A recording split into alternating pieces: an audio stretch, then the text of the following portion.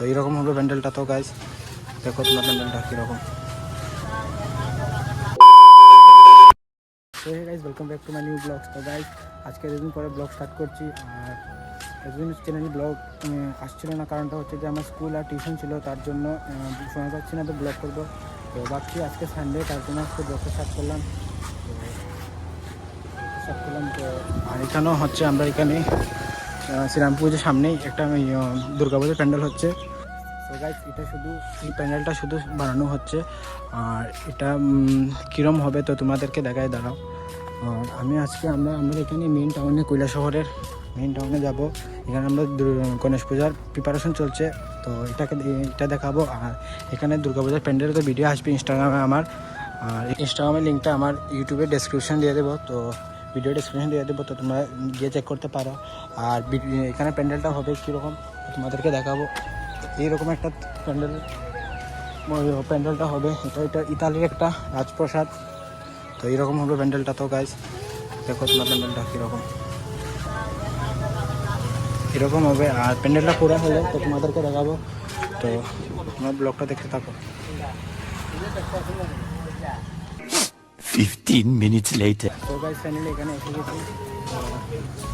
এত মন্দিরটা আমরা ভিতরে, মেন টাউনের ভিতরে মন্দিরটা এখানে। আর এটা হচ্ছে মন্দির, আর এখানেও হবে গণেশ পূজা। আর এটা হচ্ছে গণেশের মূর্তি পুরো বানানো হয়ে গেছে, তো খালি কালার টালার মারবে। আর তো তোমরা দেখতেই পারছো এখানে প্রিপারেশন চলছে গণেশ পূজার। তো এখানে এটা হলো মন্দির, বাইরের মন্দিরটা গাইছে দেখো। আর এটা হচ্ছে ব্যানার গণেশ পূজা 7 সেপ্টেম্বর থেকে গণেশ পূজাটা, তো ব্যানার।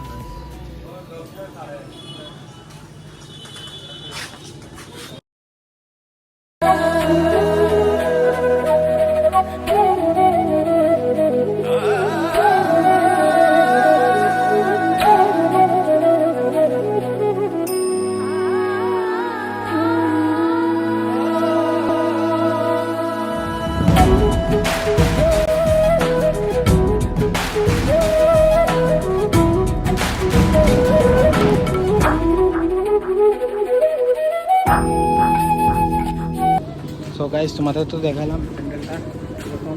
আর পুজোটা এলে তো তোমাদেরকে পুরো ফুল ভিডিও দেবো, ইনস্টাগ্রামে তোমার দেখতে পারবে। আর পূজার সময় ব্লগ তো করবো, পুজো আর বেশি দিন না, আর 6 দিনের মতো আছে পূজা বাকি।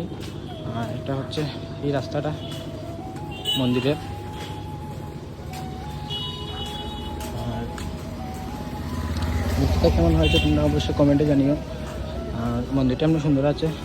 আজকে প্রচণ্ড গরম গাইজ, দেখো কেমন রুদ্র উঠেছে। তো ব্লগটা এখানে এন্ড করছি। যদি ব্লগে যদি ভালো লাগে তো অবশ্যই লাইক, কমেন্ট, সাবস্ক্রাইব করিও সবাই। By guys.